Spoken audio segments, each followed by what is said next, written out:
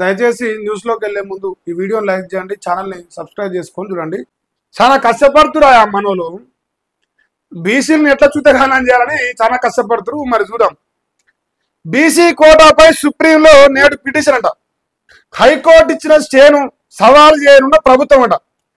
ఓని అమ్మ మళ్ళా సుప్రీంకోర్టు పోతురా. ఇది ముందల పడదు, ఇంకా ఇది కొసలెదురు నాయన అని చెప్తున్నప్పుడే.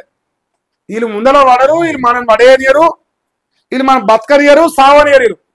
కాంగ్రెస్ అంటే గట్టి ఉంటుంది మరి లెక్క. హైకోర్టు ఇచ్చిన స్టేను సవాలు చేయనున్న ప్రభుత్వం. ఇప్పటికే సీనియర్ అడ్వకేట్లు సింఘ్వి దవేతో చర్చించిన సీఎం రేవంత్ రెడ్డి, ఢిల్లీకి వెళ్ళనున్న పిసిసి చీఫ్ మహేష్ గౌడ్, మంతు పొన్నం ప్రభాకర్ వాకిడి దిగారు. ఇప్పుడు బీసీలు పోతారు ఢిల్లీకి. ఇప్పుడు ఉత్తమ్ కుమార్ రెడ్డి గారు, జానారెడ్డి గారు, పొంగులేటి రెడ్డి గారు, వెంకరెడ్డి గారు, ఏ రెడ్డి గారు పోరు ఇప్పుడు ఢిల్లీకి. ఎందుకంటే అది ముందర పడదు కదా. ఎక్కడైతే చెడిపోయిందో చెడిపోయిన కాడికేమో బీసీలు ఎస్సీలు పోతారు మంత్రులు. అదే బాగుపడడానికి పందికొక్కు లెక్క మేసేయడానికి మాత్రం ఆడ మన కాంగ్రెస్ పార్టీలో రెడ్డి నాయకులు అందరూ పోతారు ఆ మంత్రులు. ఇక్కడ పోరు అనమాట. ఇక్కడ పోతే అక్కడ దేకరు కదా. ఇప్పుడు ఢిల్లీకి పోతారట, పిటిషన్ ఇస్తారట. ఇప్పుడు మహేష్ గౌడ్ అన్న పోయి ఏం చెప్తారా, రేవంత్ ముదిరాజు తెచ్చిండు. మరి ఇప్పుడు ఈ రాజ్యాంగాన్ని మార్చేసి అయింది, సుప్రీంకోర్టు గైడ్ లైన్స్ మార్చేసి అయింది, మా నాయన జాగిర్ అని చెప్తారా మరి అడిగి పోయి? ఏం చెప్తావు మహేష్ అన్న? జర మీ దండం పెట్టి ఇగో నెత్తిన నీళ్ళు పోసుకున్నాం, కానీ మీరు ఈ లంగా మాటలు రాసి మా బీసీలను చూతగానం చేయకూడే. దయచేసి కోరుతాను నేను. నాయన మీ లత్కోరు మాటలు నమ్మి 22 నెలలు అయింది. ఊర్లు మొత్తం సంకరాగిపోయింది. ఇప్పటికే ఊర్లు మొత్తం ఆగం. ఇక మళ్ళీ కొత్త ముఖ్యమంత్రి వాళ్ళని వస్తే తప్ప ఇక మీ చేతులు అయితట్లేదు. అసలు ఆ గ్రామ పంచాయతీలో ఉన్న ట్రాక్టర్లకు పైసలు లేవు, జీతాలకు పైసలు లేవు, దేనికి పైసలు లేవు. ఇక మళ్ళీ మీరు ఢిల్లీకి పోతాంటే ఇక ముందర పడేది.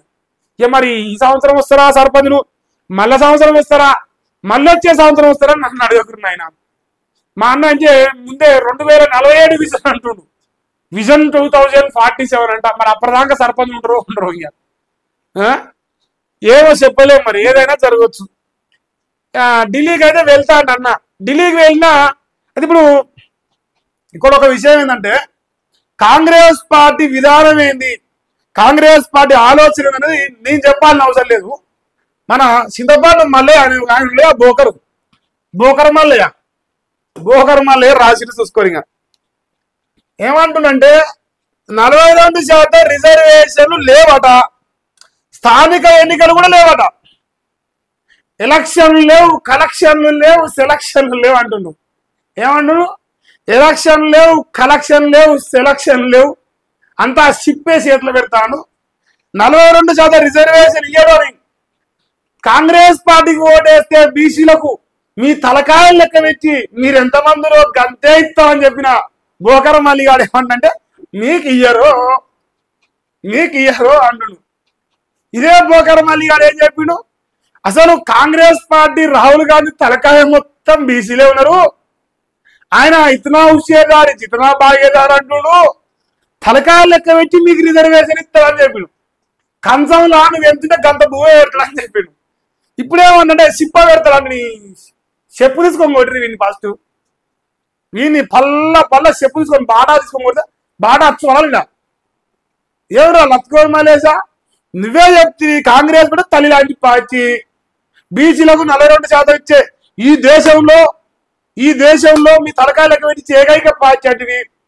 మొగడు పెండానికి ఇద్దరికి 4,000 ఇస్తాడు. షెయికి ఓటు అయితే 4,000 వస్తాయి. షెయికి ఓటుకి 10,000 వస్తున్నాయా, 15,000 వస్తాయి. లక్ష వచ్చిందా, 2 లక్షలు వస్తాయి. ఇప్పుడు ఎడవన్నీ ఎవరా పత్తిత్తు. ఇప్పుడేమన్నాడు సిప్ప తప్ప ఏమి రాదంటు. లత్కోర్ మలేసా గాడు కాంగ్రెస్ పార్టీ ఉత్సదాగిన ఎమ్మెల్సీ చింతపాడు మలిగాడు అంటుండు. ఇక మళ్ళీ ఇప్పుడు ఢిల్లీకి వేయండు మా అన్న, ఆడ కేసు పెడతాడు, ఆడ పాస్ అయిదాన్ని మీరు మూసారు అనుకో, ఇక మీ కర్మ. వాడే చెప్తుండు మా వాళ్ళంతా లంగలేనా, లంగలు దొంగలు ఉంటే కాంగ్రెస్ ఉండాలి, లేదంటే జైల్లో ఉండాలని మా మలిగాడే చెప్తుంది. అందుకే వాడు ఏంటంటే ఫస్ట్ లంగ మలిగాడని మనకు తెలిసి జైలు వేయండి కేసీఆర్. జనం ఏం చేస్తా, లంగ మలిగాడు జైలు ఉండదు, కాంగ్రెస్ ఉండాలి, మన కాంగ్రెస్ గెలిపిస్తాం ఎమ్మెల్సీ చేసినాం. రేవంత్ అన్న కరెక్ట్ అయిపోయింది. లంగలు దొంగలు ఉంచే కాంగ్రెస్ ఉండాలి, లేదా జైల్లో ఉండాలి. ఎవరో లంగమలిగా ఇయ్యాలట, వాళ్ళు ఒప్పుకుంటారు. ఇంకో కాంగ్రెస్ విధానం ఇదే. బీసీ రిజర్వేషన్ల పెంపు కావాలంటే అస్థిల్లో ఆందోళన ఒక్కటే దారి. ఆందోళన చేయరట, కోర్టు పోతారట. వాడేమంటుండు, ఆందోళన చేయాలి, 9th షెడ్యూల్ పెట్టాల్సిన చివరి అవకాశం. ఒకటే ఒకటి, 1 and only ఆప్షన్ అట. కానీ మా అన్న అడిగి పోతలేడు. అడిగి ఓడు ఆ పని చేయడు. ఎందుకంటే ఇచ్చే ఉద్దేశం లేదుగా. కేంద్రంపై ఒత్తిడి పెంచడమే మార్గం. పాత రిజర్వేషన్తోనైనా స్థానిక ఎన్నికలకు వెళ్ళేందుకు కాంగ్రెస్ పార్టీ వెనకడుగు ఎత్తుంది. ఎందుకంటే ఓటు దేకడు. ఏమిచ్చిండు రేవంత్ రెడ్డి, దానికి గుడ్డు ఇచ్చిండు అంటారు. వాడికి పోతే అదే అంటారు ఇప్పుడు ఊళ్ళకి పోతే. అందువల్ల మా రేవంత్ మనకు ధైర్యం లేదు. ఏమి రాళ్ళు ఇంకా ఏమి చేయదురా, నేను ఓలేనురా నాయన, నన్ను ఓది దేకర్రా, ఊళ్ళోకి పోతే ఏమిచ్చిండు రేవంత్ రెడ్డి, కాదు గుడ్డు ఇచ్చి అంటారా నాయన. అందువల్ల మా అన్న ఉన్నది ఏకైక అవకాశం రిజర్వేషన్ ఒక్కటే. అట్లా 4 ఓట్లు వద్దని ఆశపడతాడు. కాంగ్రెస్ పట్ల ప్రజల్లో తీవ్ర వ్యతిరేకత వచ్చింది. ఎవరంటుండు, లంగమల్లిగాడు అంటుండు.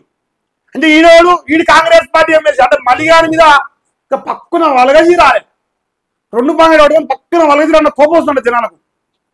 అందుకే వాడు ఏం చేసినట్టే, లేదు నీ కాంగ్రెస్ కాదు, నేను పశ్చించే పొందుతా అంటుండు. దొంగనా కొడుక నువ్వే కాదురా మరి మా అందరికి తల్లిలాంటి పార్టీ మాకిస్తాను మమ్మల్ని మోసం చేసే దొంగనా కొడుక జనం అంటారు మల్లిగాడిని. అందుకే మల్లిగాడు కూర్చోబడతాడు. ఇప్పుడు గట్టి దెబ్బ వేసిన యూరియా ఎఫెక్ట్ అట. ఎవరన్నా రైతు బంధు అడితే చెప్పిసుకోమడతా. ఇప్పుడు ఓరా నిన్ను బాట అచ్చు అరా కొడుకరే, బాట అచ్చుకోడా కొడతారు ఊళ్ళకపోతే నువ్వు మల్లేసా. అందుకే లోకల్ ఎలక్షన్స్ కు వెళ్ళలేక హైకోర్టు సుప్రీంకోర్టు పేరుతో రేవంత్ తాత్సారం. ఇప్పుడు నేను రేవంత్ రెడ్డికి ఏం చేసిన ఆయనకెరక, ఆయన నాకేం చేసిన నాకెరక. ఇంకా జనాలు చూసేగాను. ఇదంతా రేవంత్ రెడ్డికి వస్తున్న వ్యతిరేకతను తన వైపు మళ్లించుకునే లత్కోరు మళ్ళీ కాని ప్రయత్నాలు మీరు గమనించి సోయి తెచ్చుకొని జర ముందర పడరా. ఇంకా లేకపోతే మీ ఇష్టం. ఇక మళ్ళీ మహేష్ గారు అన్ని చెప్పిందిగా, వాడు రిపోర్ట్లు కొడతాడు, మీరేమో మహేష్ గారు ఏంటో అయితే లైక్ చేయమంటారు. మీరు వాడు అన్ని చెప్తారు, కోపం అవుతుంది. ఇప్పుడు మరి దయచేసి మరి మహేష్ గారి గొంతు నలుగురికి చేయాలంటే మీరు చూసేటోళ్ళు లైక్ చేయాలి. మా మల్లిగారిని తట్టుకోవాలంటే ఇప్పుడు అంత పెద్ద పరిసరాలు వచ్చినాను. ఎవరో లంగమల్లి ఇంకా కొట్టుకోవాలి రిపోర్ట్లు.